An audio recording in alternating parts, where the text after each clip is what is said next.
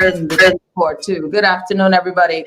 Hope you're doing well. You're listening to the Hit Back with Nahaja Black Guardian Radio 96.9 FM. I hope that everyone is doing well, taking care of yourself, enjoying your day. We got a good show for you today. A kind of a change up. I don't know if it really is a change up, but it kind of is a change up today because, you know, the news hasn't been that great, right? And obviously everyone knows my frustration is that we are seeing too many numbers. Too many people are leaving us at an alarming clip. And it's getting really frustrating every day to try and do a show and change the energy, change the vibe. The thing is that, of course, we know we have the entertainment of the, I guess you could say of elections, right? So elections has its own bit of entertainment. So that is one of those things that's entertaining. You get ready for it. There is this own running behind the scenes sort of scandal. Should I call it a scandal? Or backstory, I guess would be the appropriate term of what has been going on with the coalition party. What is it? The independent coalition, right? That's what it is. The independent coalition. And some of the challenges that are being faced there with this independent coalition, we know that there were five parties.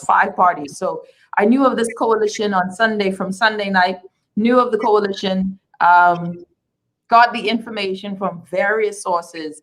A lot of the stakeholders have spoken to me since. And I know that last night there was this live by one of the party leaders, Lincoln Bain, stating the truth about this party. And listen, I thought it was just the divergence of what was said by all of the other parties, what he shared with his. And really, it is a sad day when we can't all have one story, right? So amongst the clouds of witnesses, that one is a sad one, to have it try and be sabotaged before it could even go any further. But it is an interesting idea. So if you haven't been keeping up, Cassius Stewart, the independent, was duly elected for this independent coalition as a leader, 14. Lincoln Bain, 8. Ali McIntosh, I think, 4. And someone else, another number. So apparently, based on numerous witnesses, the coalition of independents, Lincoln Bain, after he did not win that seat, even though the terms were agreed upon before the vote were cast, the terms agreed upon, that they did not like the outcome. And not liking the outcome has led to a never-ending saga. Here we go again, right? How can we not break up amicably? How come every relationship you get in, it's a bad outcome if it doesn't work out in your favor? So we have our concerns there. I have my concerns when you hear among the clouds of witnesses that were there that night. I'm not talking about people who weren't there getting hearsay, who were there that night. And it was a whole scene. I heard that there was cursing in the church. There was all kinds of things that were going on from different people who don't know they're speaking to me. So that one is interesting. And it's sad because in politics, and in particular in this season, the people need as much unity as possible. And I think it's incumbent on all parties to show a form of unity in something where the pandemic is constant, it's looming, it is ever present. We're going to be holding an election in a time where everything is in a disarray, right? So, you know, concerns are mounting. We need less meetings indoors and in churches right now, and more of us getting out there and really trying our best to help each other. So that's a whole debacle. However, they plan on moving forward. Right now, I think the DNA said no before the vote. So the DNA made their position quite clear before the vote that they were out. The coalition of independents were in until the vote did not go the way that they planned. And that leaves the BDM, the Bahamas Constitution Party, Adrian Francis's Bahamas Sovereign. I don't even think that was a party. I don't think it was necessarily a party. I don't think they registered as a party. And then you have some key independents, such as, I do believe, Halson Mutri, the Speaker of the House of Assembly. So this is where it gets interesting. We'll see how that works. But it would have been fantastic if all of those independent factions could have come together to really form a true independent coalition that would take the best and the brightest from among them and give them that actual girth and space to do something, to to do something. We will see. We will see how it all plays out. Coalition of Independents do feel as if they have what it takes to win the government. We know that some of the smaller groups, and for the record, Coalition of Independents is one of the only independent or third-party groups who has a full slate. So that is something to make note of. Now, mind you, I go again with the whole concept. Do we have the persons within that party who can run this country from with the state that it's in day one? See, I don't want no slapping up. I can't. There can't be any slapping up on the situation. Whatever we decide to do, to pick and to choose who we're going to run with, considering what we're seeing in the economy. Now, something else of note before I bring on my first guest. I shared on this show that, well, no, let me say this first. One of the main things that I found while going through this pandemic and the narrative of vaccines, the narrative of COVID-19, is that the media is not being truthful, or the health physicians are not being truthful, that we are a part of some gigantic narrative to feed you information that is of the same totem pole of the disseminated information. So one of the things that I try to do on the show is to combat that narrative every day, because I, just like you, I'm seeking answers to questions. I, just like you, have family who have been touched by this pandemic. I, just like many of you, have been touched by this pandemic. Okay, so we know that this is not a you or I situation. All of us are going through something with COVID-19. The function then that I present here on the show is I give you the information as I get it. I still do have to cipher through. You still have to decide, is this in the public's interest to know? Is it just gossip? Is it just something that might be factual, but does it help our level of discourse? And what I mean is, because I found out that an MP or someone who is in the public sphere did something that was not necessarily illegal, but personal. Is that your business? Nah, it ain't even my business. So when people come to me with stuff like that, I don't share it. It ain't our business. Personal issues ain't our business. So there's some information that you don't share, and some movements that you don't talk about unless they actually get to us close enough to a destination to mark an alert. All of that to say this. Earlier this week, I shared about the passing of a family friend, and that this was the first case that I knew personally, not coming from the Ministry of Health and their data, who was fully vaccinated, was found COVID positive, and then died suddenly thereafter. Type 2 diabetic. I shared that information and I shared all the details. And in sharing that information, I also brought on Dr. Dwayne Sands. Those of you who watched the show know exactly how that show went. And I ensured that there was a physician with me so as to help explain or help us to understand how something like this could happen. Why is it happening? Is it prone to happening again? What should be our course or recourse with this situation? My fear in even sharing that story was that you would have the special ones who would decide that that is their reason for not getting vaccinated, that they would use it as their storyline as, see, man, even those who are vaccinated are dying. Ladies and gentlemen, we never said, it is not a mystery. They actually showed that there was 42,000 breakthrough cases in the world of fully vaccinated persons who have passed away. So it is not a new thing, but what is new is here. We aren't hearing that narrative here. So it's important that that narrative or that information is shared, but not to create a narrative where one case is used to confirm all of your thought processes, right? There are outliers in cases. But worse than that, if it does confirm your thoughts or beliefs, that's fine. But don't misconstrue mine, okay? Don't use it to tell as if Nahaja Black is somewhere championing that folks should not get vaccinated, because the devil is a liar.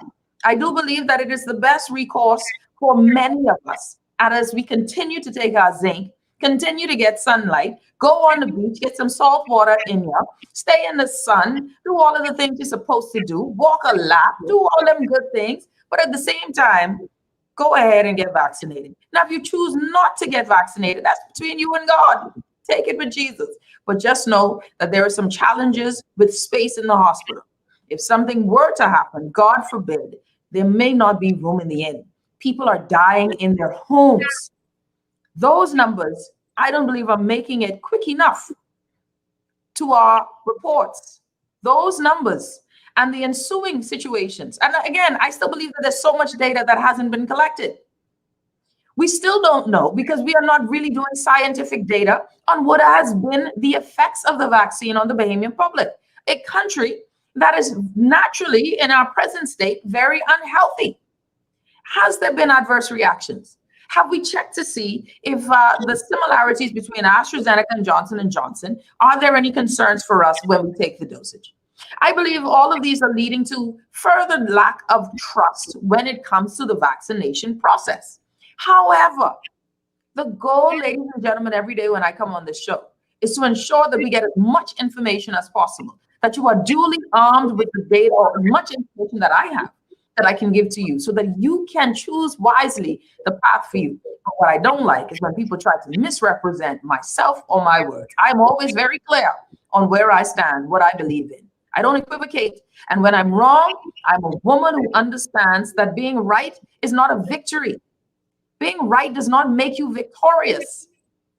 If it is in the sense that I am right to do justice to you or harm to you because you hurt me, doesn't make it a just thing. So, I mean, we must be able to come together and realize that we are under siege at a certain point, agree, learn together, grow together. When we come back, Pastor Chris Roberts will talk about how he's lost so many persons to COVID-19 and how this is affecting himself and those around him. We'll be back after this. You're listening to the Hit Back with Nahaj by Guardian Radio 96.9 FM.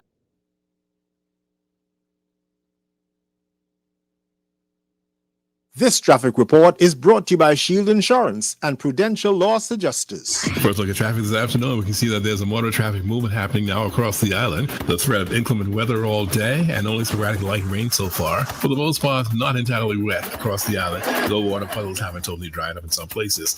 None of the streets are having any serious congestion and delays at the moment. In the city, Wolf Road slowed down due to the amount of traffic that's moving back and forth over there.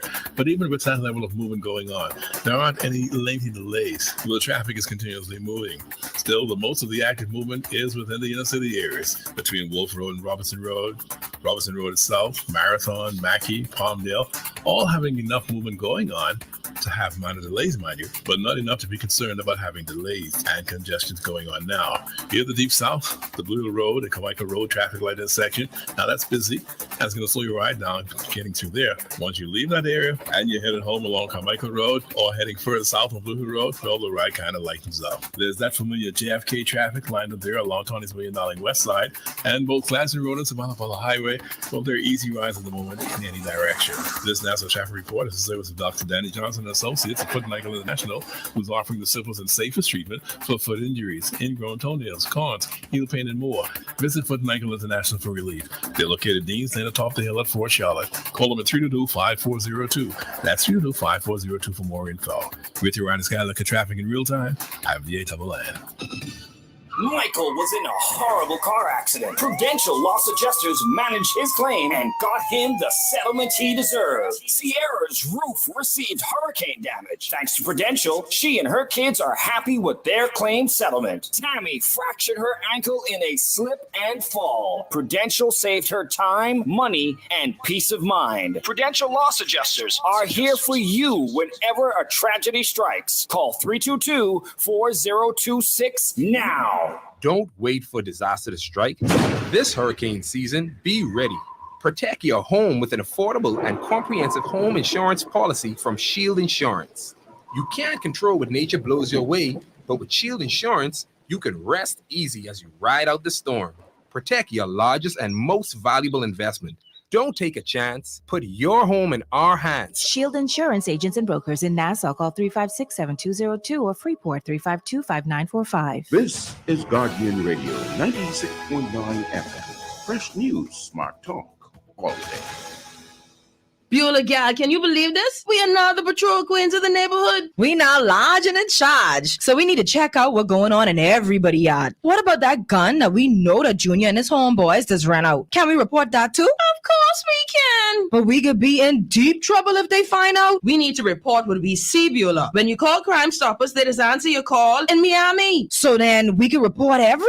Guns, where they hiding the drugs, who shoot who part of which gang, or who disturbing the peace with the loud music and the motorcycles. Then our neighborhood will be the best in the Bahamas, and everybody gonna want to come live here. And then our house price will go up, gal. So what we waiting on? What's the number? If you see something, say something. Let us all pitch in and stop the crime before it's your time. Call 328-8477 from Nassau or 242-300-8477 from the Family Islands. Or text us through the Crack Crime Bahamas app. Stop the crime before it's your time. Elevate your home with BTC's super fast fiber internet plans for the best speeds to stay connected. Get 50% more savings with us and speeds starting at 100 megabits per second up to 600 megabits per second. Enjoy the ultimate internet experience for all your work, study, and entertainment needs. Plus, get unlimited mobile benefits when you add it to your home internet plan. Upgrade or sign up today. Visit any BTC store or btcbahamas.com. Conditions apply. The PLP is hosting an economic summit where financial experts and business leaders share ideas and plans for transforming the Bahamian economy. Speakers will discuss the PLP's economic plan, a new blueprint to create a Bahamian economy that works for everyone. Discussions include opportunities in high tech, renewable energy, and training for entrepreneurs. Go to plpeconomicsummit.com and learn how you can be part of a new Bahamian economy. This has been a paid political announcement by the PLP. It's the hit back with the hash of black. It's the hit back with the hash of black. It's the hit back with the hash of black. It's the hit back. And we're back listening to the Hit Back with Nahaja Black, Guardian Radio 96.9 FM. I hope that everybody's doing well, taking care of yourself, living your best life. We got joining us my good friend, always happy to have him on the show. And now I'm hearing a good little echo. Pastor C.A. Roberts. Hi, Nahaja. Good to be here. Good to have you, my friend. Okay. So it's a pleasure to have you on the show with us, Chris. Do you have headphones, Chris? Because I'm getting an echo.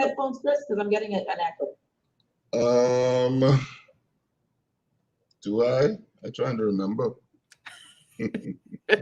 Well, then you know what? Let's just do this, right? So I'll ask the question and then I'll just let you respond to it as best as you can, and let's see if we can get rid of some of this echo here. Christopher Huyler Roberts joining us, affectionately known as Pastor Chris and the JP Master. Chris, you recently shared on your Facebook page about the amount of friends you've lost in the past and the recent days. Give us an idea of what has been going on with you. Well, when I went to bed last night, after tracking the last 10 days, I had up to 12 persons who would have passed that I know personally, most of them to COVID. That was last night. Where I sit right now, I have throughout the day, beginning early this morning, received the news of another 4. So in 11 days, I'm looking at the death of 16 persons known personally to me. 2 of the ones today would have been COVID, and the other 2 would have been cancer. And it seems like that is becoming the norm of the days as we see them. Let me ask you this, Chris. If you're joining us, Pastor Chris Roberts, joining us on the show, friend of the show as well, friend of the family. All right, so this is the thing now. Of those persons, and you said 16 people that you lost, and so you're in the next level of grieving right now. We understand that, but this started off with a lot of grief due to COVID. How do you view COVID-19 in your world right now?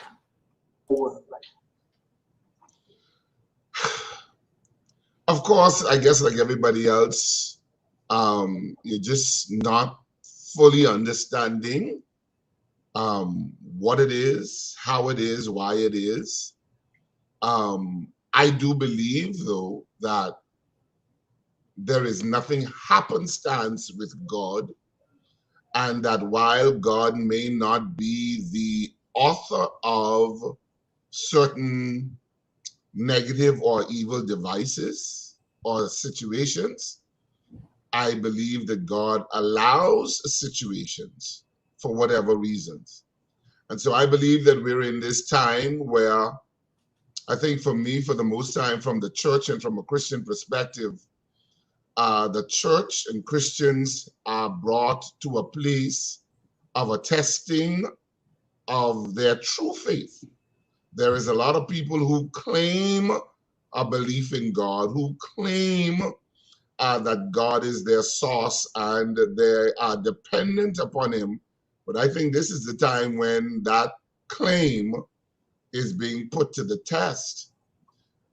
Personally, I believe COVID has moved us even further into what the Bible refers to as the end time. And I believe that we are in the midst of what we've been taught, albeit this is not what we were taught or how we were taught it would happen. I believe we are in the midst of the rapture.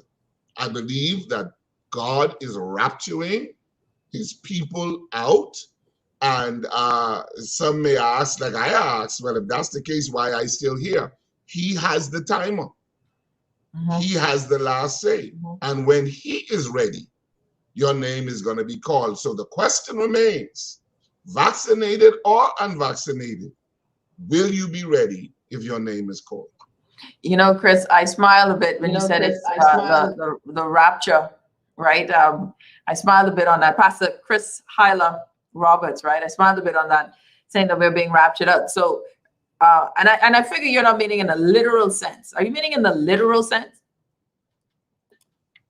Yeah, I mean, the rapture has to do with the church, the people of God being taken out of the world and being caught up and prepared for the end of the world and the judgment of the world. I somehow believe, that is my personal belief, that is where we are. And my thought was, and I'm smiling a bit with it, right? Because I can hear tons of responses to that, right? But let's go to this part here, right? Because obviously, the idea of the rapture for many are like, well, this isn't the first pandemic in the world. Pandemics are not new to us. These pandemics are new to us in this time, in this era. But when you think about, losing so many people in such a short time, does it shift you? Because other people are saying, hey, listen, I listened to a Dr. Bartlett's interview with Shanique Miller yesterday. And he said that COVID has put him on a different frequency, right? Having it being to that level of how ill he was, he shifted to another frequency. Do you feel as if you've been impacted mentally, emotionally, spiritually, physically by the amount of persons that have passed away so quickly in this time? Most definitely. See, let me say to those who say, oh, this is not the first pandemic. Fine. We're about to go into an election. This is not the first election. But you know how many people got caught off guard when the date was set, and they are not ready in terms of registered to vote? So whether you think it is the rapture or not, really ain't got nothing to do with me. I mean, if you don't think so, don't make preparation. Don't ensure that you don't get left. If I am convinced, I was convinced that the election could be called at any time, so I went and did what I had to do to ensure I didn't get left. This pandemic and the amount of people And I'm talking about people of faith. I'm not that I'm not talking about people who are not of faith, but zooming in on the people of faith, strong faith, who have been called or who have died, however you want to do it. When I consider that, and I look at there's a young man, a friend of mine, who died today. It is my understanding that on Thursday he was okay, feeling well. By Sunday, he was in hospital. Yesterday, the doctors told his family all of his organs have shut down. The only thing operating is his liver, and he's not going to come out of this. So you're talking about from Thursday to Tuesday. This young man has gone from a healthy young man, I don't know that he's 40 yet, and to the point of his system having shut down. This thing is happening quickly. And so when you see that kind of thing happening, if it doesn't cause you to assess where you are with your relationship with eternity, and I particularly use the word eternity and not God. And I do so because there are those who may not necessarily subscribe to the God that I do, and that's fine. But I hope you believe in something, in an understanding that when this life is over, you are going to have to enter into an eternal situation. So if this COVID situation has not yet brought you, when you look at the amount of people who are dying, surprisingly, and just one day they're here and the next day they're gone, and you have the sensibility to understand that this very thing could happen to you. Not that you are afraid to die. I'm not afraid to die. I'm just afraid to die without Christ or die outside of Christ. And so COVID has caused me to reevaluate my relationship with this God. The way I express my Christianity, and certainly caused me to be on a more heightened spirituality to ensure that if today or tomorrow my name is called, that I have not lived a life, I have not lived a life that will not cause me to be in a better place eternally. Pastor Chris Roberts joining us. Chris has been, one of the things that, and I think a lot of us agree that, hey, this is one of those moments where you must do that introspection. I mean, as you mentioned, Chris, someone's here today, gone tomorrow. You could be on the phone with them half an hour ago. And, even now, sending out prayers to a national figure such as Sawyer Boy, who is, fighting for, his health right now, right? And so everyone, please, if you are praying and you got a prayer list, add young Mr. Tamiko Sawyer to the list if you can. But it is one of those things. This is ravaging folks. And for folks who, 16 people, 2 just today said with cancer, from cancer. Give us an idea of how close these folks were in terms of where they're mostly work acquaintances, members from church, where they family. Give folks an idea, because that's a lot of people, Chris. I feel like you know more people than half of Nassau. So that's a lot of people. Let me, with the exception out of that 16, Shanique, Nahaja, Shanique. Freudian slip. Nahaja, with in that number of 16, let me tell you this much. 2 days ago, I had some spare time and I finally did what I had been promising to do, go through my phone and make some deletions of numbers that I no longer needed. Can I tell you, from the time COVID started in March up to 2 days ago, I deleted 41 names out of my phone of friends and family members who have died. 41. Out of the 16 who have died from last week Sunday to today, there might be about 5 of them whose number would not have been in that number. So these are people who I had direct, regular connection to. Wow. Wow. How do we get through this? How are you coping?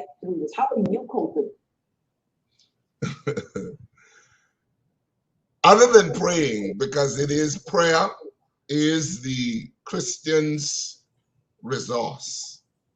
Because when you don't understand a thing, Miles Monroe said, you go back to its creator. And this whole thing, I don't understand. And so the only thing I could do is pray and seek God's guidance. But I will tell you what has been my medicine and what has been my therapy. And that is this thing called laughter. I had somebody ask me yesterday, but Chris, in all this grief you're experiencing, almost everything you posting on Facebook, you got people laughing. You can't be grieving and laughing. But what you don't understand is that laughter is the relief of my grief. Because the weight of this grief, if I don't laugh, it will sink me. And I want people to understand something. We talk a lot about pastors, and we got all our say about pastors, but imagine in this time,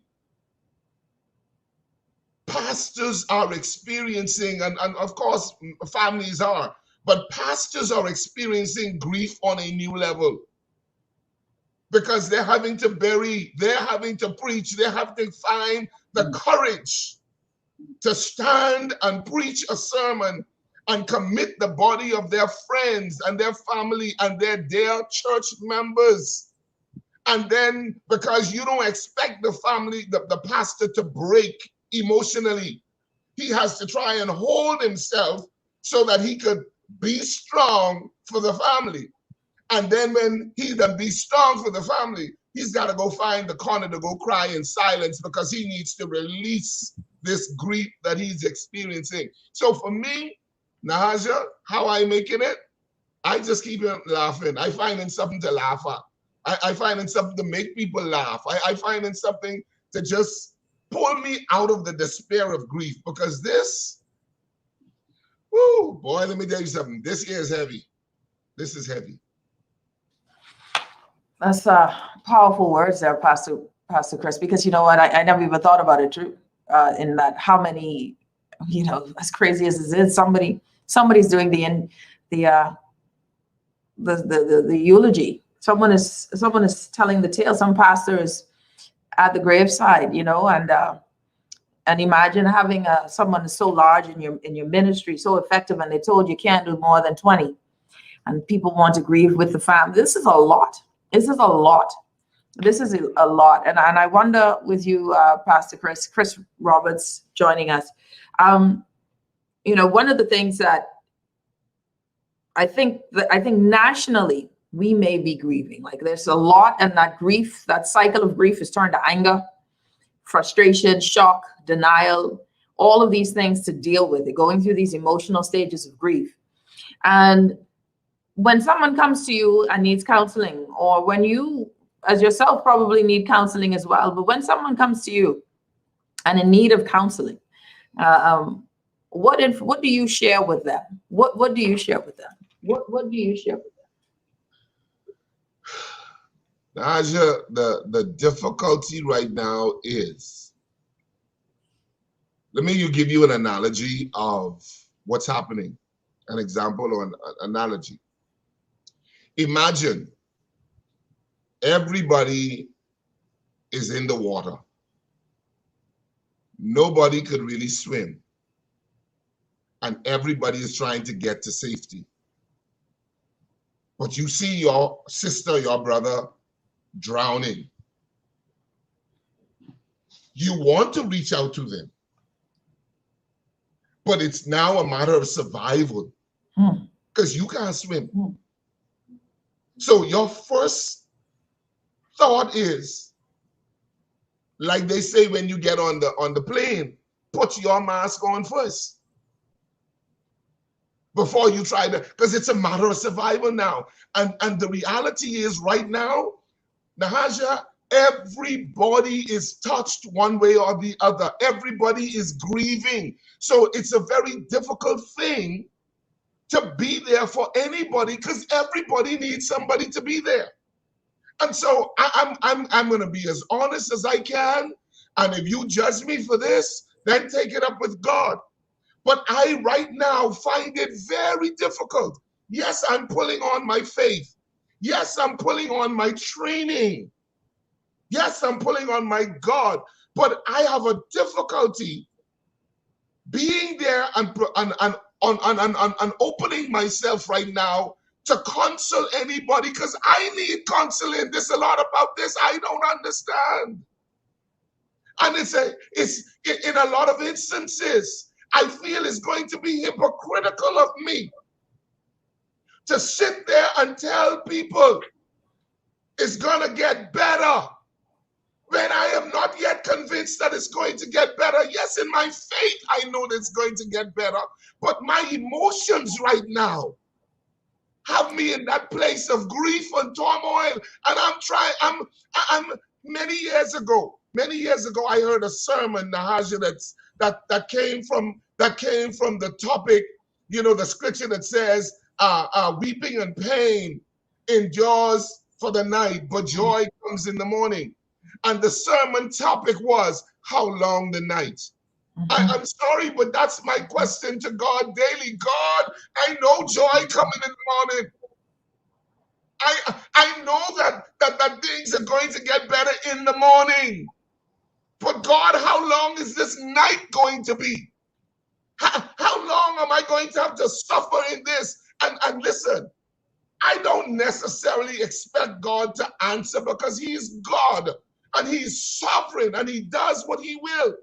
But just to be able to know that I could ask and put the question to him, I put the question because there are those who say, oh, you shouldn't question God, but you're a liar. God don't have a problem with your question. It's the motive and the spirit in which you present your question. You are a parent, and if you tell your child to do something and your child asks you why with a sense of help me understand, that's one thing. But if your child questions you as if to question your ability to tell them to do it, that's something different. So God is not opposed to our questions if we don't understand. It is when we challenge his authority, and I'm not challenging his authority, but the reality for me, Nahaja, is I don't know how much help right now. And yes, I'm still Pastor Christopher Roberts. But my humanity, my emotions have me in a place where I don't know. I don't know how much help I could be to anybody else because I am hurting. I believe God. My faith is strong in God. But there is a human side of me that is grieving the loss of friends. I got friends upon friends sitting in the morgue waiting to be buried. And the challenging thing, Shanique, I keep calling you Shanique, the challenging thing, Nahaja, is you can't even properly say your goodbyes as we would normally do because COVID has us restricted 30 people to a funeral and we can't have certain funerals. And I listen, I'm sorry if this don't work for you as a pastor, then you ain't gotta, you can turn the TV off and you ain't need to look at me. But one thing for me, I'm gonna be real. And that's where I am, Nahaja. I don't know how much counsel I could give to anybody right now because I need God to talk to me.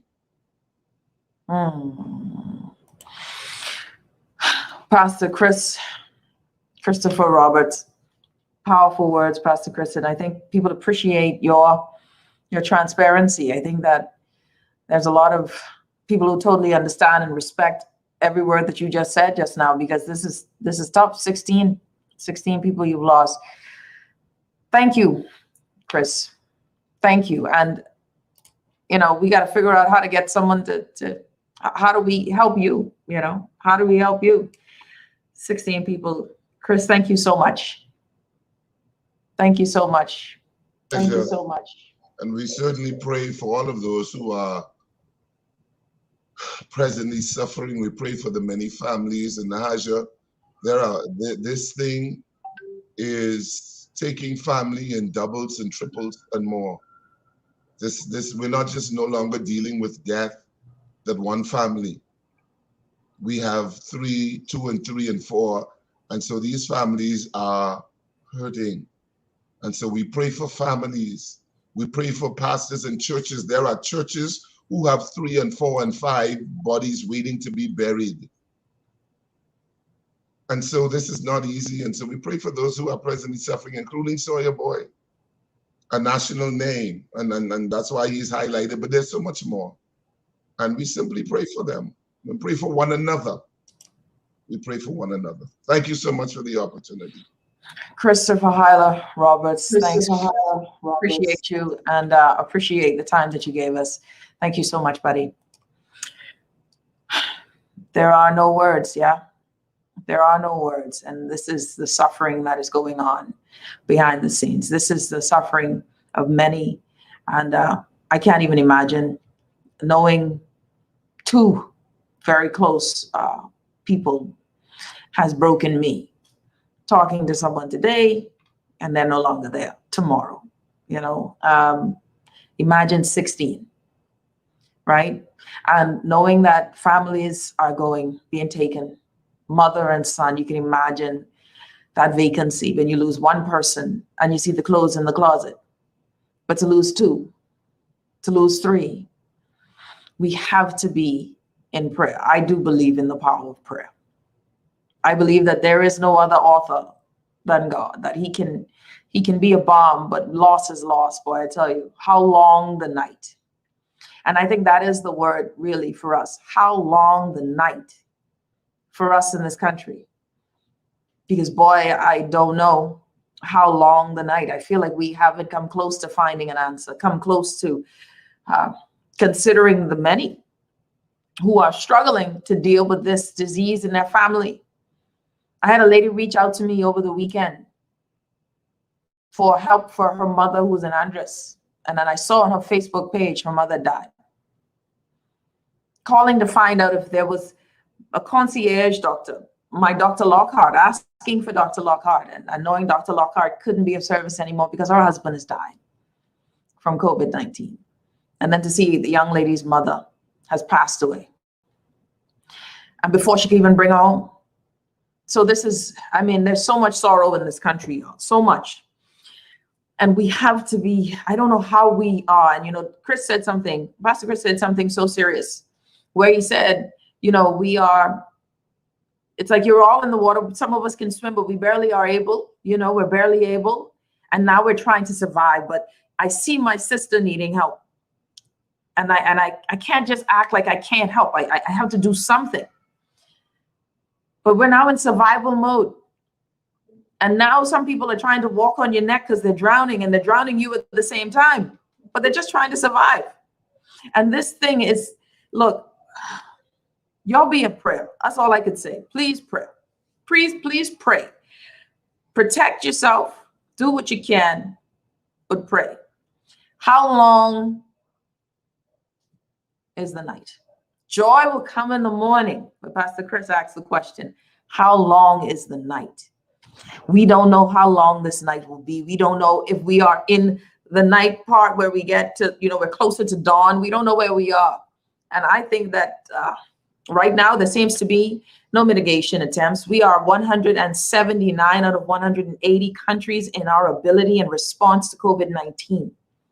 We are second to last in our response. And I've not seen any sort of any sort of strategy to move us up a notch. I've not seen any strategy. So how long the night? And if we have to wait for the same government or a new government, God help us. If there will be no reprieve, no solution, no attempt to mitigate this thing. until after the 16th of September. How long the night?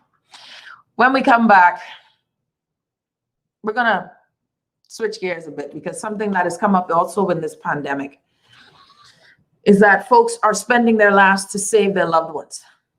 And so finances are stretched when there was already none.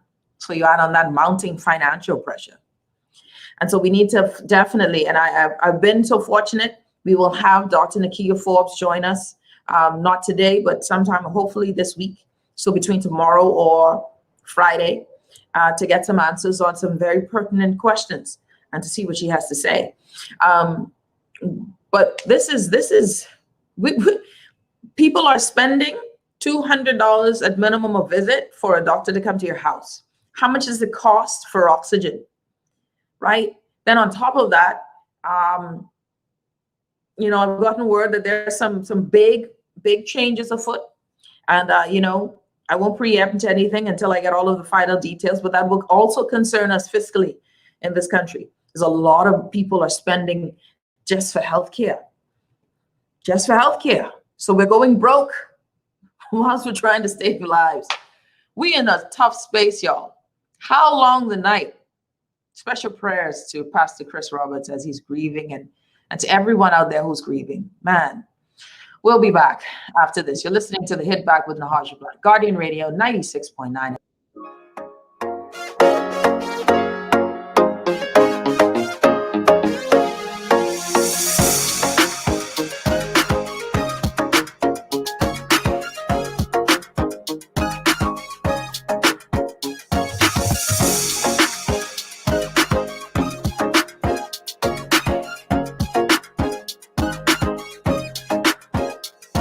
This is Guardian Radio 96.9 FM, Nassau, Bahamas.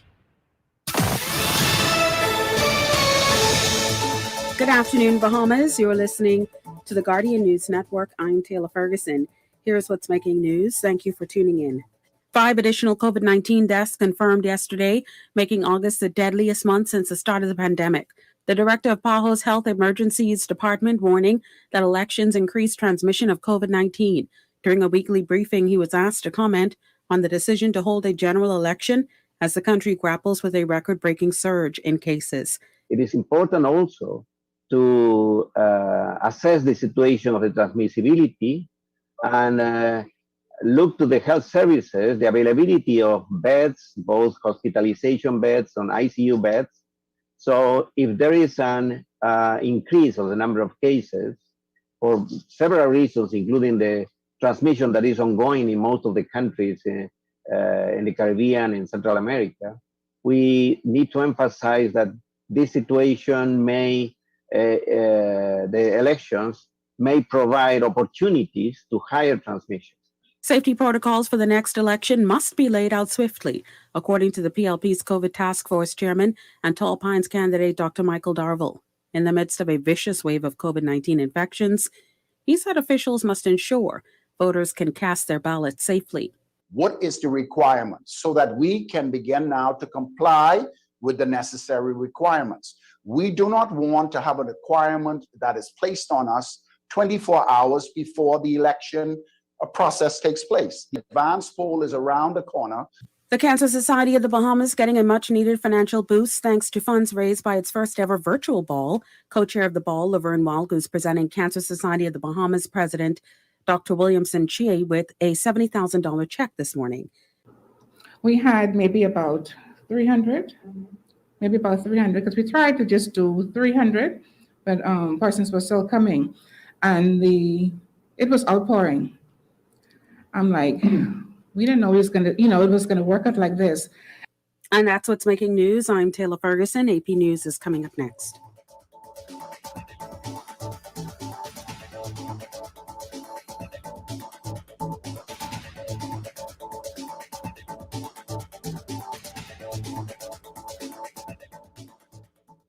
Afghan evacuations. I'm Tim McGuire with an AP News Minute. President Biden sticks with next Tuesday's deadline to leave Afghanistan. About 4,500 people from the U.S. have evacuated, and Secretary of State Antony Blinken says about 1,500 are still in the country. We're aggressively reaching out to them multiple times a day through multiple channels of communication. phone, email, text messaging. The Pentagon says some 88,000 people have left through the Kabul airport since the airlift began. FCC imposes a record $5.1 million fine on two conservatives and a lobbying firm owned by one of them for organizing 85,000 illegal robocalls to wireless phones during the 2020 election, falsely warning people in predominantly black areas of New York, Pennsylvania, Illinois, Ohio, and Michigan that information from mail-in ballots could lead to their arrest, debt collection, and forced vaccinations. The two also face criminal charges. I'm Tim McGuire.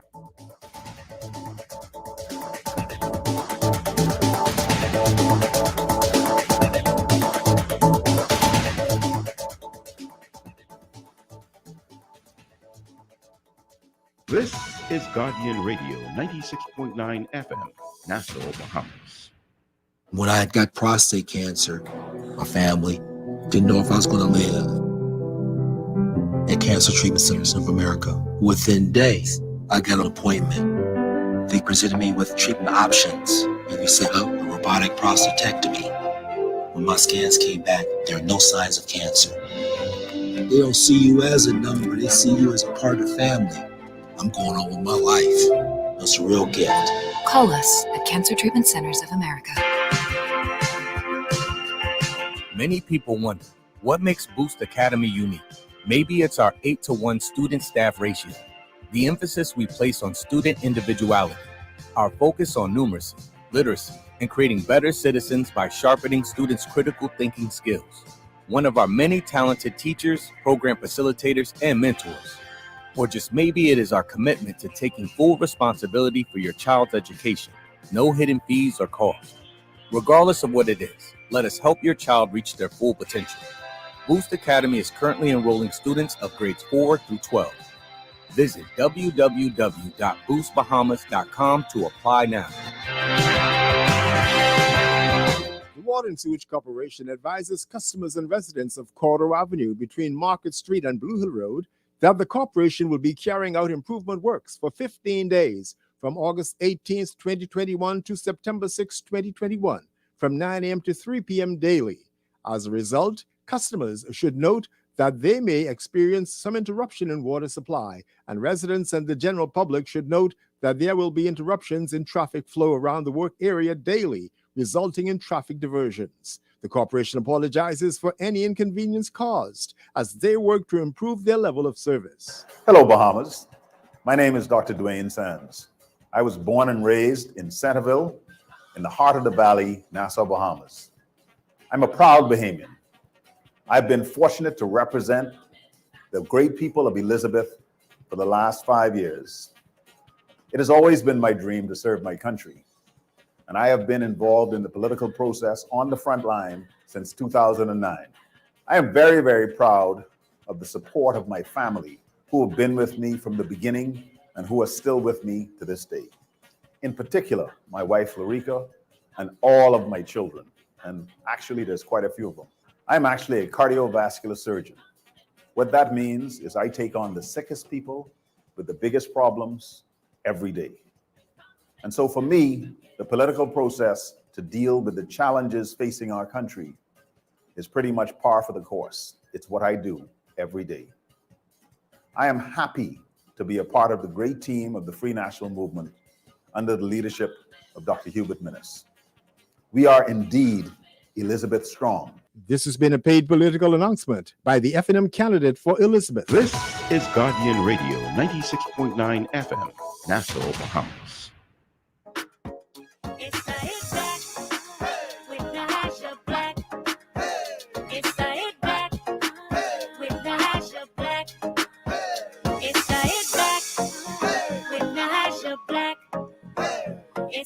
back with Natasha Black.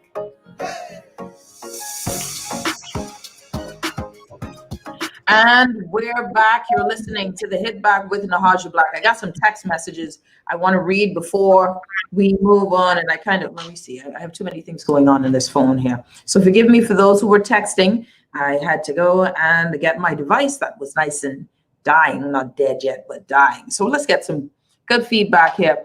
Great show, Mrs. Black. Even if all of the independent groups had decided to come together At this late stage in the game, they are days late and many dollars short. Very good point.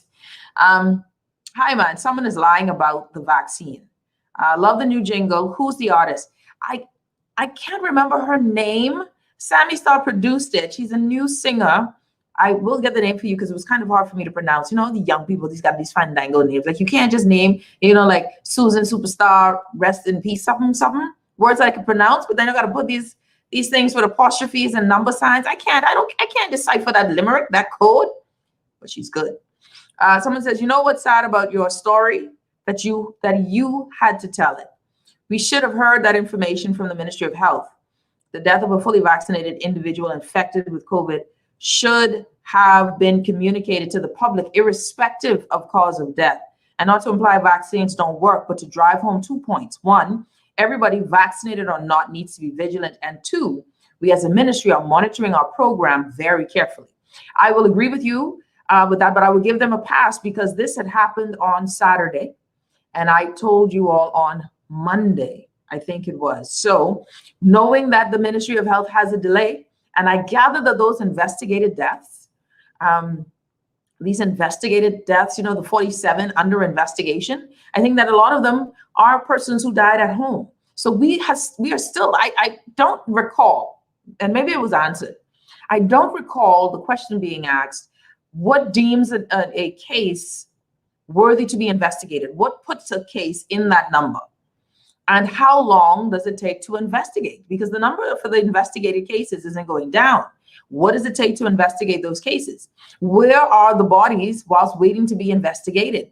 Are they in the morgue? Or have you gotten all of your samples and they're just going through testing?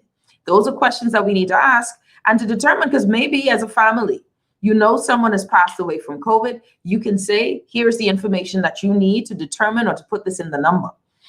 Because we know also in Long Island, for the record, Long Island is going through its own wave, pandemic, its issues. Long Islanders are calling out, reaching out to me and saying, Nahaja, please, we need help. We need more testing. We need more facilities. We're running out of tests. We were using expired tests. This is what's coming out of Long Island to me first thing this morning, giving me a list of persons and photos of persons who died. And one face, actually, my husband reminded me that one of those ladies we met when we were on our trip there in Long Island just a few short months ago, weeks ago, I think it was. And families are very scared and concerned. I mean, the lines are long for vaccinations, which is a good thing. But we need to also be able to help people by contact tracing, by testing. Ministry of Health needs to put more boots on the ground. And if we can't get boots on the ground, can you hire Ministry of Health, some people to do work that is not medical, or, you know, that may not necessarily require someone having a medical degree? And I gather that's what contact tracing is. We need more of those. Can you bring in private entities to assist with testing on the Family Islands? What are we doing to help the most vulnerable, or especially on the Family Islands where there are no clinics? You cannot afford an outbreak on Family Islands where there's no medical facilities to take care of them. Are there ventilators on these islands? Are the clinics working? If not, do what we must, mitigating features to ensure that there aren't any outbreaks on these islands. If there is, we have a quarantine facility. We have the proper testing kits and personnel for the amount, and let it be a per ratio. 3,500 people. What is the math on how many folks should be able to be there? What is the marker when the Ministry of Health is alerted that you now need to take Ministry of Health officials to a Family Island? How do we protect? See, all of this is protecting and helping to fortify if New Providence burns down. And God help us in terms of COVID and the amount of positive cases. If we're not able to, we must be able to cordon off. And I remember the government was trying this by, if you travel to the Family Islands, you need X, Y, and Z. But where it became hypocritical was that we knew that yachts were going in, foreigners were going in, but Bahamians had to pay more and extra to go into their own islands where we couldn't afford it. So that's the hypocrisy of it. So that's where the pushback came, right? So we need to make these things, very much transparent, make it even across the board, but use mitigating features before things go to hell. Have markers, triggers, that if we get to X, then that calls into Y. If we get to Y, past Y, it calls into Z. But we know why we're doing X, so we don't get to Y or Z. These make these, I don't know. I don't know. Hello, Nahaja. We, the Bahamian people, are concerned that the Prime Minister, who is a doctor, and his cabinet are trying hard to sell the vaccine to save lives with false information. Why? From Grand Bahama. Again, this is the question or the concern of the Bahamian public, that the information is not 100% viable, right? So that data is being omitted or data is not being collected at all. How do we, how does the Ministry of Health, how does, it's all a matter of trust. And there's a deficit of trust. There's very much a deficit of trust, especially when reporters are running down your prime minister in the middle of a pandemic and he's not answering those questions, any pertinent questions. Why did you call an election in the middle of a pandemic? Why did you do the proroguing process that led to the election? Is to save face? Why all of that? What are we doing to mitigate these challenges? Okay, if there will not be a lockdown, has the theory of flattening the curve totally been made irrelevant? All right. What are we doing with the shorter curfews in the evening? Is that helping? Where's the data? People are dying waiting for leadership. That's it. It's an abdication of his responsibility as the leader whose first responsibility is to take care of the people of the Commonwealth of the Bahamas. This is the disappointment, The disappointment is that we're left to fend for our vices, but we don't control the purse strings. Persons are dying from non-vaccinated and vaccinated. How are they determining these variants? By hearsay or propaganda? Where is the real truth? From Grand Bahama, we are listening. Shout out Grand Bahama. Love y'all. You know what's sad about the story? Okay, that one there. Can't be the rapture. The Christians didn't die. They just were not. I guess they ran. That text didn't finish. Hi, man. Someone is lying about the vaccine. Blame the evil demon of this world who wants to dominate the world. They're responsible for this virus. Nahajan guessed it's wonderful and refreshing to hear our pastor express himself, but Jehovah God Almighty said that we must repent in these times and he shall heal our land. God bless the Bahamas forevermore. Nahaja, you are, oh, this is a good one. Oh, yeah, look at God. You are loved and appreciated by many Bahamians and residents. Your talk shows bring truth and excellent perspectives. So this is why we listen to you. Blessings and love always from Grand Bahama. Okay, this got to be one person because Grand Bahama don't love me this good. I wonder if this is like one person. I'm wondering, but I like you, Mr. Grand Bahama. You are my person, okay? All right, let's bring on my guest. What's been going on here now also, is that we have financial issues all going through. Right? Financial issues are happening through all of this, and that is what the challenges are as well. Whilst we are trying to get better, y'all know how expensive vitamins are? Y'all ever try to really buy vitamins? These vitamins ain't easy. These vitamins are, you try to get that good CoQ, what is it, CoQ10? Get that good stuff. Whip out some real money. And the amount of vitamin E and zinc and D you got to take, you ain't taking one or two. You need like 3,000 cc's of X, Y, and Z. This thing ain't cheap. So we found in COVID, right? During this time, obviously we've seen an economic change. I used to do this show at the ending of last year and the beginning of this year, where we would talk about finances, right?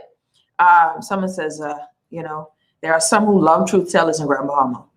Oh, snap, Annie. I said, yes, we do. I love you guys. Thank you so much. So there's this challenge here, right? The challenge is that finances are, my good friend, Nathanial Butler. I don't even know how to say this. My good friend, Nathanial Butler from Druba Solutions joining me on the show. And this is the challenge. You and I have been talking, we need to do a show with all of this wave and this medical drama and all of this about money and making the little stretch. And I don't know how you make nothing from nothing, but I don't know how we are going to make this.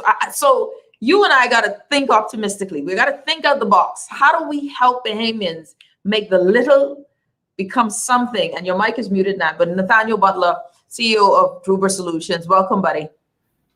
Yeah, thank you for having me. It's so great to be back on the show.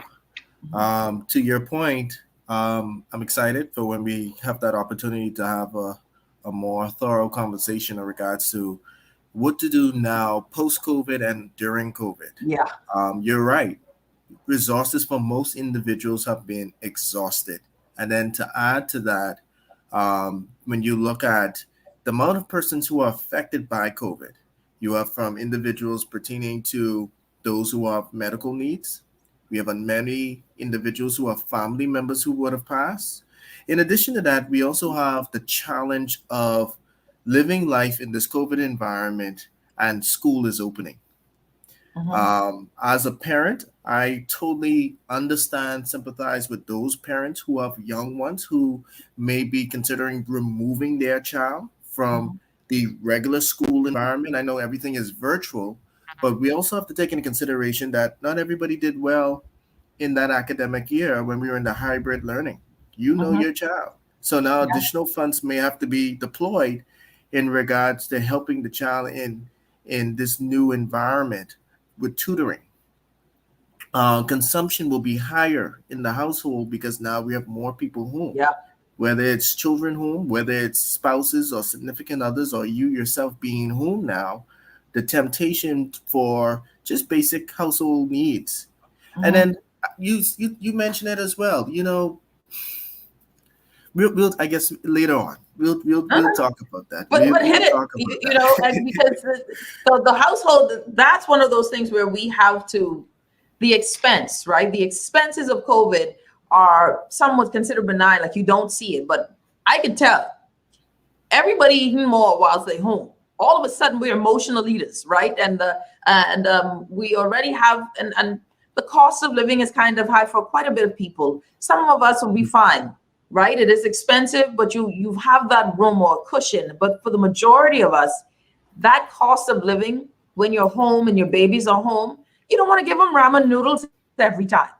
You don't want to create that bad health syndrome or buy the corned beef every time, but you know these things could stretch. And so we're packing or we're getting more unhealthy, right?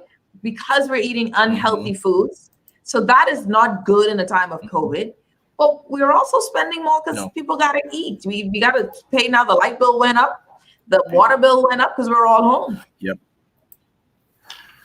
So couple things I want to say to that. And I mean, it's not helping, but just putting it in a little bit more context. Sometime back last year, the Government of Public Policy Institute from the University of the Bahamas would have done a extensive survey in regards to the livable wage.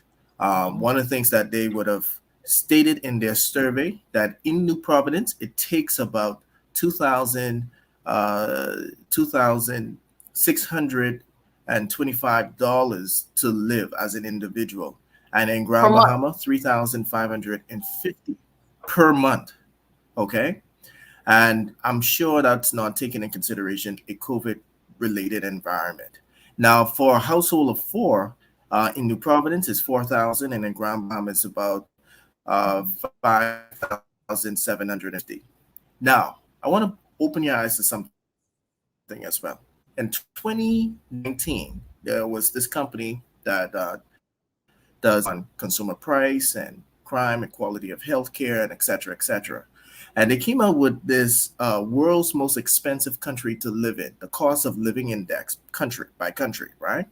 And in 2019, the Bahamas ranked fourth as one of the top most expensive countries to live in. And then in 2020, they ranked 6th. And in 2021, we ranked 10th. Now, I say this, just trying to put it in context here.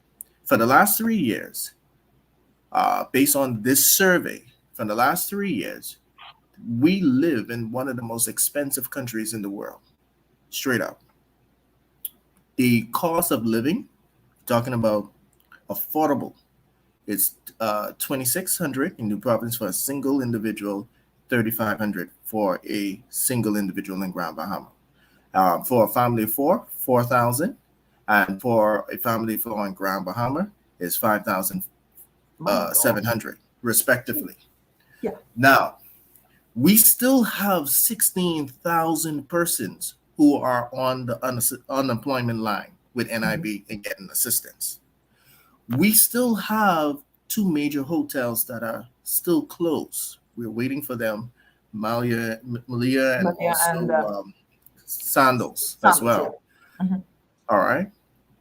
In addition to that, we still have small and medium-sized businesses that are somewhat affected by the restrictions. They're limited in what they can do.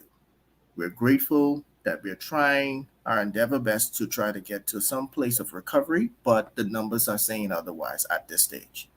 I am saying to you, Nahaja, and those who are listening, when you look at trying to make the numbers work, it is extremely difficult when everything is maxed out. Okay? And also just putting it in perspective. The Credit Bureau the other day in another forum, the organization responsible for the Credit Bureau would have made mention to that the credit scores, the information that they're collecting is from 2018. Come forward. Say it again. Say that again. Break that news for everyone right here, because it ain't broken news, right? But for my people, because I haven't said it yet.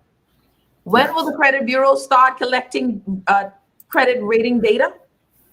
We were typically under the assumption that would have been in 2020. Come forward, right? Mm-hmm. But in a forum, a seminar or webinar of sorts, the organization responsible for the Credit Bureau, their representatives would have stated that they would have started gathering information as far back as 2018 coming forward. Now, let's put in perspective now. In 2019, September 2019, we had Dorian. And yes, that was in Grand Bahama and that was also in Abaco. But we in New Providence and many of the other family islands had to help family members. And it took a while. Some people still have not recovered. Some people are still in the process to recovery. Then let's add to that now a Dorian. We are stretched. Paychecks, for the most part, in many of our public service entities and sectors, they are fighting or they are marching or they are striking or threatening to strike because they've not seen a pay increase. Let's think about this now. Yeah. And then to add to that, the cost of living is still going higher, not in regards to anything pertaining to the government or what's going on here, but just the value chain, the supply chain, transportation, just bringing goods into the country, just globally and worldwide, it has increased. Inflation worldwide has increased. Yeah. And now we can't print our own dollar though. So all that inflation means nothing to us. In terms of us, it affects us, but we can't even combat it with our own printing of money. Right? So hold on, let me ask you this question. And this was a good question. Someone says, we know the numbers and the impact. The question is, how can we change our behavior and make modest lifestyle changes to mitigate the serious financial crisis we are facing at the macro level? Excellent question, Sherman. No, I really love that question. And because it really, I think the question speaks really to the answer from a national level. It really comes down to this. We collectively gonna have to take personal responsibility for ourselves. Now, it's still different. It's still difficult in a complex environment. This is not an environment where it's easy to start a business. It's not an environment where it is easy to transact with clients. This is still not an environment where as an employee, you are without restrictions. Some people are working from home. Some people are on rotations going to work. So it's so much limitations, but at the same time, we have to come back to the basics. And the basics is simply this. You're going to have to find a way to increase your income, whether it is offline or online or a combination of both. You're going to have to find a way to reduce your expenses to a livable rate. Of course, I do not believe in living way below your means because you could hurt yourself more than help yourself in that kind of sense. But We won't go any further into that, but we got to reduce the expenses to a manageable, livable rate. And then last but not least, we also have to take into consideration of making sure that we're putting ourselves in a position that we have healthy savings, healthy insurance products, healthy retirement products, healthy college savings products. And it's easier said than done. Everybody's at a different place in their life. The lifestyle for every individual, it differs from person to person. But I do believe that with more the awareness of financial literacy from entities like Get Money Smart, like the Securities Commission and Being a Smart Investor, and other new up-and-coming platforms that is making it a little bit easier for us now to get a second stream of income or a third stream of income of sorts. Or even just to get funding, in a sense, to start a business. I believe there's still a silver lining. There's hope in the midst of so much despair. I believe that we as Bahamians, we're going to pivot individually in small communities and small vacuums. And as we become the light to others or an example to others, you'll find that others start to embrace the collaborative efforts and invest and work together to help the overall community, whether it's their household or whether there's extended family or their other communities that they have now joined. Let me ask you something. We're talking about financial, really how to manage your finances, your meager finances, with my good friend Nathanial Butler, Druber Solutions, with me on the show. Someone asked a question. Sonny said, how do you save with no job? And let me ask you this. This is a real question. Go ahead. When is it now, is it the responsibility of the neighbor? Because I'm thinking at this point, boy, when you have nothing, I learned this, okay, long and short story, and I see my next guest will be joining us in a minute. Long and short story, at our business back in the day, I met this wonderful Indian couple, right? Wonderful Indian couple, moved here, worked here. You know, one is a doctor, the wife, fabulous people. And they would tell of the Indian culture, right?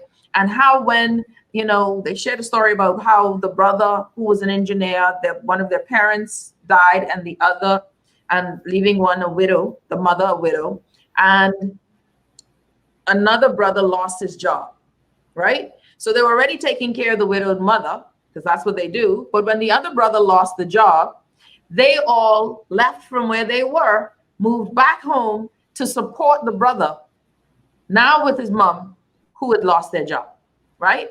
And he talked about how even when they moved here, there was a community that said, you need a home? We'll help you fund your home. So that you now are going to have the leg up. You start at a particular level so that then we will, and we pay this forward, right? Are we at a place now? Because I don't believe that many have it, you know. I think that, no. So the question is, if you don't have an income, you can't save. You're looking for help. So then is it incumbent on those who have a little bit of something to multiply it and then pay it forward? Because I'm thinking we've kind of forgotten our neighbors. We've forgotten our family. We don't have that culture anymore. And when we get stuff, we leave folk behind. No, I think it's twofold. I think it's a combination of, if you're in need of help, you have to get the help. But at the same time, there's still going to be that group of persons who have to be in position to give out the help. I think it's a hand-in-hand partnering with the government, because the government can't do everything on their own. I think there are some communities, there are some individuals who have put themselves in the position they have helped. Now, what I've also discovered in this type of environment, a lot of people still do not know where to go to get help, whether it's food assistance, whether it is assistance with rent, whether it is assistance with food or shelter. So that's a part of it as well. And we do have public sector services in that area and also private sector services in that area, but we won't dive into that today. And then on the other end of it, for the person who's getting help, we also have to be mindful that this is seasonal. We have to continuously put ourselves in the position to better our condition. It is not easy. I saw in one of the comments, if you get a job, the job itself may not be paying anything. Well, remember now, prior to you getting that job, there was no job, so there was no income. And you getting that job might be a stepping stone into getting probably a better job, or creating a side hustle along with that job, or moving on to something else. So we have to understand in the context of our own situation, and it's a case-by-case basis, what is the next action step for you? And then once you would have made that step, what is the next action step for you? And take it one step at a time. I honestly fully believe that those who are well off, or those who are better off, that they're going to do their part and assist. But at the same time, they cannot assist to a degree where they burn out all of their resources. Yeah. So that's going to be done in moderation. That's going to be done within reason. And at the same time, those who are looking for the help, once you would have received help or ongoing help, you still have to put yourself out there. What I've discovered, and I should be honest with you, a lot of people don't like rejection. So they put their resume out there, get rejected, and kind of sit back and want somebody to just like give them the call and say, show up on a Monday kind of thing, without having to really put themselves out there. Now, there are people who are out there doing that, and they've not been successful. But here's the most important thing I want to say to everyone. If you're going to survive in 2022, 2023, and henceforth in the Bahamas and in this new economy, this new world that we're in, it's going to be digital. You got to increase your skills from a digital perspective. I agree. Yeah. And the central bank made it freer so I could go back to buying my cryptocurrency now, because they running me hard. All of that savings I could have had. But we have something that is interesting as well. And we're going to take a quick break. When we come back, we had those small segments of 10 minutes and stuff with ArawakX. We're going to have a longer segment with them. It's very important what they've done. And I promised that I would give them more time and more room on the air to ventilate this idea, this business that they've created, and how so many of us can be able to get this opportunity and dive in. We're going to take a quick break. When we come back and someone says, give us our natural resources, I'm with you. Enough of that now. Let's get this natural resources thing sorted out. By the way, for the record, that select committee is done away with now since the House has been dissolved. But we are moving on, I guess. We'll be back after this. When we come back, Darcy Jr., Rahming Jr., joining us from ArawakX. We'll be back right after this.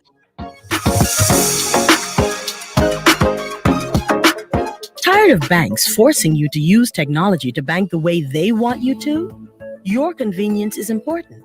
So no matter what your banking needs, Commonwealth Bank's friendly staff are always available in branch for that personal one-on-one service. But when you choose technology, our online and mobile banking app offers you state-of-the-art functionality. The choice is yours. Commonwealth Bank. Bank the way you want. It is never easy to witness nature's wrath. One single named path of destruction over the course of a few hours, sometimes minutes, sometimes seconds, can change your life forever. When a hurricane strikes, be prepared. Let the insurance professionals at J.S. Johnson protect you, your property, and the ones you love. Be prepared. Visit the insurance experts at jsjohnson.com. J.S. Johnson Insurance Agents and Brokers, giving you peace of mind. When I had got prostate cancer, my family didn't know if I was going to live. At Cancer Treatment Centers of America, within days, I got an appointment. They presented me with treatment options, and we set up a robotic prostatectomy. When my scans came back, there are no signs of cancer. They don't see you as a number, they see you as a part of the family. I'm going on with my life. That's a real gift. Call us at Cancer Treatment Centers of America. The Water and Sewage Corporation advises customers and residents of Cordero Avenue between Market Street and Blue Hill Road that the corporation will be carrying out improvement works for 15 days from August 18th, 2021 to September 6, 2021, from 9 a.m. to 3 p.m. daily. As a result, customers should note that they may experience some interruption in water supply, and residents and the general public should note that there will be interruptions in traffic flow around the work area daily, resulting in traffic diversions. The corporation apologizes for any inconvenience caused as they work to improve their level of service. Hello, Bahamas. My name is Dr. Dwayne Sands. I was born and raised in Centerville, in the heart of the valley, Nassau, Bahamas. I'm a proud Bahamian. I've been fortunate to represent the great people of Elizabeth for the last 5 years.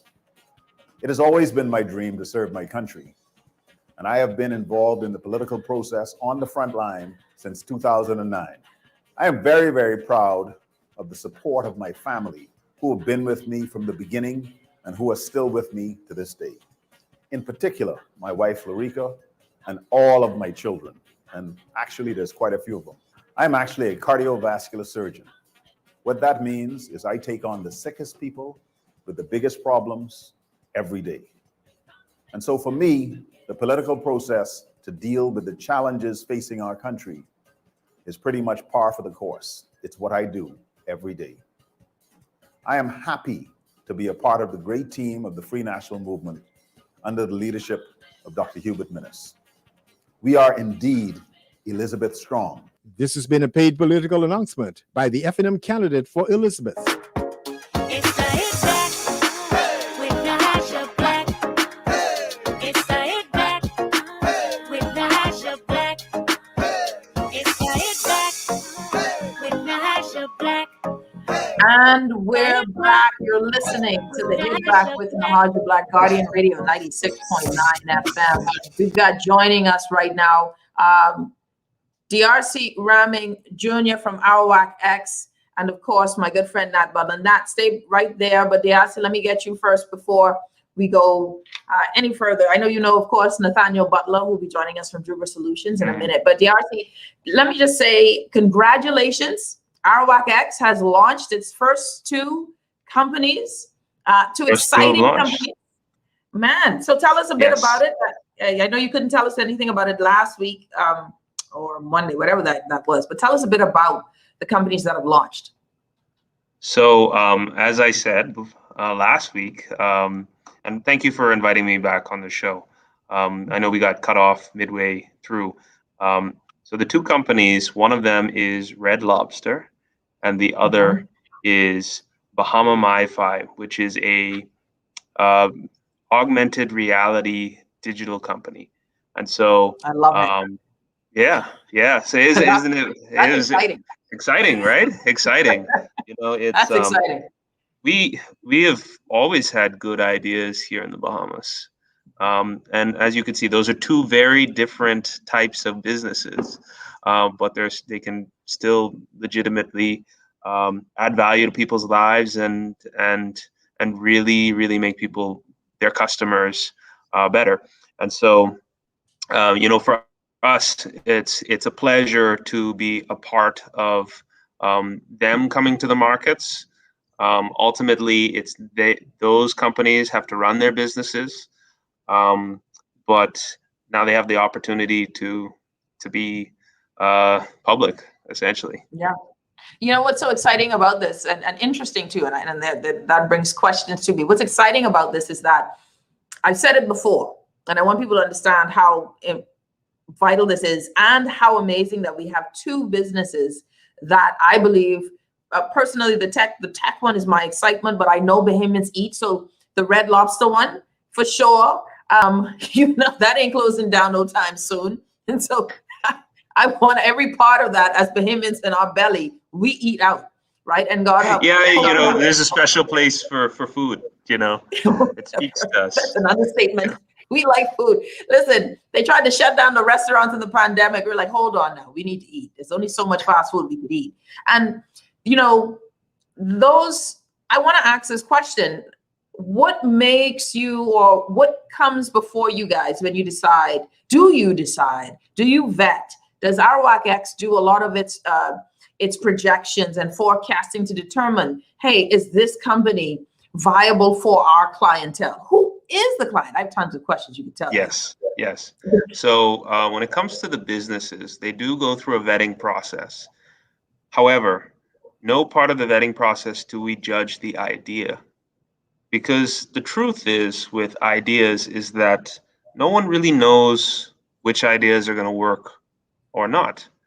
The market decides, the customers decide whether ideas are going to work or not. And so what ended up happening, the in the 70s, really. There's this startup, a new exchange launched in America called NASDAQ, because the technology companies weren't getting funded in the old way. And they weren't getting funded because people said, oh, computers, who needs those things? They don't make any sense. You know, I'm good with my pen and paper. And so they had to go somewhere else. And that's why NASDAQ formed. And that's kind of why ArawakX was formed, because many of these businesses that we have were not getting funding through the traditional means. And so we are here to fill a gap of in that up to $5 million space, where before ArawakX, there was no way to get funding outside of, unless you knew somebody or you were part of the old boys club. Yeah. So that's the truth. And so we've seen the response has been amazing. Literally, I go to sleep and then we wake up with 300, 400, 500 new signups. We're onboarding people every day. We're getting better at onboarding people every day. Hopefully, for people who are listening in on the show, our team is trying to be very, very communicate with you. So where you are in the process. So far, 640 people have been fully onboarded. Wow. And we have another 1,800 that are have started the process in some way. And so it's I did warn people to get signed up last week. You did, and mind you, I started and I haven't done it yet. So I'm like, shame on me, because now I need to know, because there are things, and I'm going to bring that on. And you're familiar with Nathaniel, right? So let's bring on Nathaniel. Nathaniel is my. Hi, how are you doing, man? Great, man. Great to see you again, man.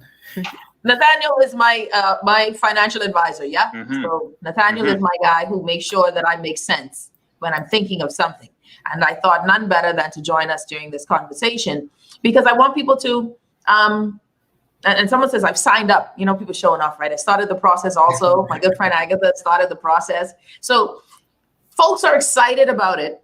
Wanting to know a bit more, like, how do you make a determination? Right now, we're starting at the bottom, right? DRC and that. We're starting at the bottom. We're starting at the foundation of a business.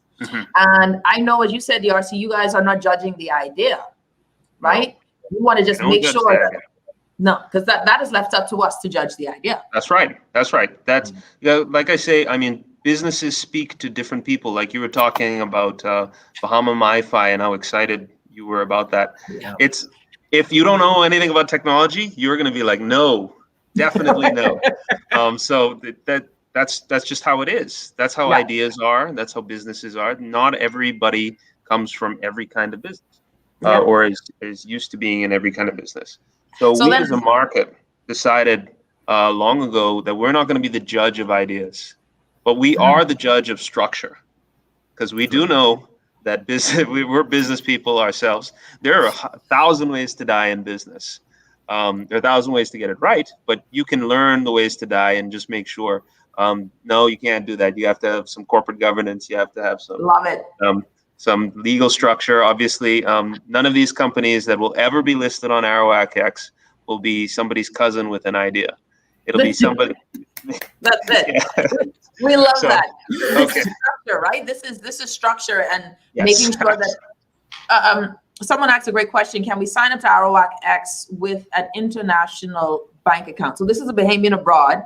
I'm wanting to invest locally. Can they do so? Yes. By regulation, they can. Awesome. That's awesome. Okay, so it's Sunny. Look at that. That's great news. I want to ask this, Nat, for persons who are trying to figure out how to invest. And by the way, the startup cost and investment is pretty inexpensive. I think it's $16 for 16 and one of them. Yeah, and 25 in the other, right, or something like that. Yep. So, and I won't lie to y'all, I'm going for the technical one right away. Like, that's my one. I'm going with the tech one. That idea I've been thinking about from like I was 10 and never smart enough to do anything about it. I just knew. Not from when I was 10. I'm lying, of course, from when I was like 28. So anyways, Nat, what would you say would be advice you would give to someone in determining how much to invest, what to invest in when you look at something like ArawakX? I think we should follow a simple rule of 6. I know Darcy would agree with me with some of my points, what I would share in a bit. But the simple rule of 6, the first thing you want to do is, first and foremost, before we look at even investing into the stock, we got to look at how much we have to invest. I'm a big proponent of not using the school fee money, the BPL money, and the mortgage money to invest. So definitely don't do that. Good. We want to make sure that we have, and so we call that money, from a technical standpoint, we call that the risk capital. If I were to lose all of it, I'm still in a good position. So the whole purpose of this particular fund is just for the purpose of investing. After that, the second thing we want to look at is how long we want to stay in the market to invest. All right. For some persons, this might be for retirement. So they might look at their age until they reach the age of retirement. They have that frame, or whatever that number is, they have that time in place. For others, it might be based on the investment. So they're looking at 15, 20, 30 years out. The beautiful thing about the platform, I'm not talking about the business, the platform, between now and until we hit the new year, there are a number of exciting companies that are going to come on stream. Some are going to be existing businesses, and you might possibly be able to get dividends as early as, potentially, and this is me talking, not Darcy, potentially as early as probably even next year or the year after that. Hold on, real dividends though, not the ones where I get, not the. I'm talking about the fake set. I'm talking about the real set. That's see, real dividends. Real dividends. No. This is money. This isn't play. We're doing. This is about. So we as the platform, so we're not allowed to give investment advice. So please, you can't. Look to investment advisors such as Nat. We are just here to make sure things are structured properly, and so that gentlemen such as advisors such as Nat can give you proper advice, and that he knows that he's not selling something that is just hot air. Because if markets like us didn't exist, you'd be playing in a very, very, very, you'd be in the private equity space, which is like wild, super wild west. You have to be very, very sophisticated to be in that. So we're a middle ground between being super sophisticated and being super, super sure and protected. There's that space in there where businesses are moving from crazy wild west to slow growing, stable as could be, and so we're in that middle ground. Yeah. And that I think helps us. So Nat, go ahead. Your thoughts on that. So I'm in agreement with him, and that brings me to point number 3. And I'm going to give you the other 4, 5, and 6 points very quickly. That brings me to point number 3: understanding the platform, what role ArawakX plays. It's just an exchange. Understanding the purpose of the exchange, understanding that it is under the regulation of the Securities Commission. So if something is not right, you have someone who you can go to, in being the Securities Commission. Now, the last 3 points: invest in areas you understand and know. Don't mess with an area you do not understand. As much data information persons may be able to provide for you, you might not be in the best person to assess the situation to see whether or not there's opportunity. So I would say areas that you are quite familiar with, quite aware of, invest in those areas. The second thing you want to look at too is look at the numbers. Each one of these companies that are going to be on this platform, they have to provide basic information where it is existing financials or forecasting. They have to provide a series of information of the type of business it is, what their service and product, and what problem they're trying to solve, and also the financial and the management team as well, to see whether or not these persons have the experience enough, once given them the funding, that they're able to execute on what it is that they're putting forth to you. So now you got to look at the numbers. So that's my 5th point. The last point is, and this is big, you need to assess how big the market is. Keep in mind now, what I love about, and I'm just going to use the 2 examples that exist. What I love about the 2 examples that were mentioned: one, a tech company that focuses on tourism. Well, the whole entire Caribbean relies heavily on tourism. So there's great potential there. Now we just have to figure out what is the strategy of that company in regards to the market, in regards to the size of the market. The other company has plans to expand into other Caribbean territories. So also that we have to take into consideration. Will COVID play a factor in their development? Yeah. There's so much we have to take a look at. So I'm saying these are my 6. Know how much money you're going to invest in. Know how long you're going to stay within the market. And then, of course, understand the role of ArawakX. Once you would have done that, then next step is invest in areas you have understanding about. Get the information that is on the platform, not from your cousin who's broke. On the platform. Watch the videos. I understand everybody's opinionated. What's going to work and what's not going to work. I see a question here talking about, we're joking a lot about our cousins. You have to understand that business happens through a corporate entity. This is what we're talking about, structure. So your cousin with an idea that is leader of a company is not your cousin with an idea. So if he's not structured to even take on investors, not structured to even, because you can't own shares in people. You can only own shares in companies. So that's important to remember. So. Yeah, it's not about personality. It's about a company. Let me ask you this. Someone asked a question: Is there a guarantee that dividends will be issued? I know that with the structure of some companies, paying dividends is optional. What is that? So there is never a guarantee for anything in this life, and anyone who tells you there is a guarantee is lying to you. So that's the first thing. Now, that being said, the companies on ArawakX have to declare what they intend to do in terms of dividend policy. And so you can look at that, talk with your financial advisor, look at that and make a determination as to whether or not that fits your investment profile. Because some companies in the United States, like Amazon, notoriously doesn't give dividends. They take all their money and they pour it back into growth. For some people, they're cool with that. For others, they have to have their dividends. They have to have their Coca-Cola stocks. They have to have their Nabisco, and that's okay.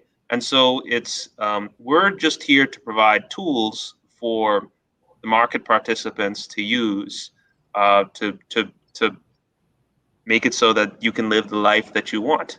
And if you want to live the life that you want, you have to have the money to live the life that you want. That's just the reality. Let me ask this to Nat on this. What percentage, is there a percentage of one's disposable income? When we're learning about saving or budgeting, that sort of pay yourself first or do this 20%, that's all yours. Is there a particular percentage that you would suggest? I know we're about to wrap up right now, but a particular percentage that you would suggest that someone would invest, put into an investment? Well, I would say it all depends on the individual. If you're dealing with individuals with literally no debt, they can put in a large percentage of their income if they choose this particular route for an investment vehicle. Keep in mind, this platform is still competing against real estate and other forms of investment as well. So if I were to put a number, this is just me speaking, if I were to put a number to it, if you have no debt and you love crowdfunding and you love businesses and dividends and that sort of stuff, I would say go as low as 20%, which you have to lose. But if you're dealing with someone with debt and massive debt, I would say try to get out of that as much as possible, or try to generate another stream of income first before you dive wholesale within the market. I do not want to paint the picture that this is a savior in regards to an income. Like, hey, put all your money in this. No, it doesn't work that way. No, you need a plan. You really need a plan. There's different strategies that can be employed in this. I'm excited to see what all businesses are going to come on stream. And I'll tell you this, my best advice to most humans who are in a lot of debt, if you eliminate all of the debt that you have, right? Remember now, this is a large portion of money being paid out from your salary. You're not used to it. Before you put it back into your saving or before you put it into spending, take a portion of that and you could use that money on a monthly basis, upload it to a account of some sort, or even this platform and buy stocks. Like literally. That's great practical advice. It's great practical advice. And I will to add to what Nat is saying, and what he's saying is a very viable strategy. And so people, please do listen to what he's saying. Like I say, I'm not allowed to give investment advice. However, that being said, when you get used to living at a certain way, when you get some more money, the prudent people stay living at that way, and then they invest above that. Yeah. And then once you've amassed a certain amount, it's actually quite easy to invest. That's where the compounding effect of stuff happens. So if you can keep your expenses like this while your income goes like this, you get to invest all of that extra. So guys, listen. I mean, I guess the people on the radio couldn't see that, but I saw the sign language. That was good. Yeah. But nobody saw it on there on the radio. Listen, Darcy, thank you so much. I'm so proud of you guys. I'm very impressed with the company. I think it is a blessing, and I'm happy that it's out and running. And Nat, thank you so much for being here. I'd be remiss to say that I have a wonderful team of rock stars. Oh, I know. I'm just the spokesperson. I know. So you're a good spokesperson, though. Yes. All right, guys. All right, we gotta go. You're listening to the Hit Back with Nahaja Black, Guardian Radio 96.9 FM. Everyone have a great day. Please continue to keep everyone in prayer. Be safe. We'll see you tomorrow. Rejuvenate, refresh, treat yourself. Immerse yourself in total comfort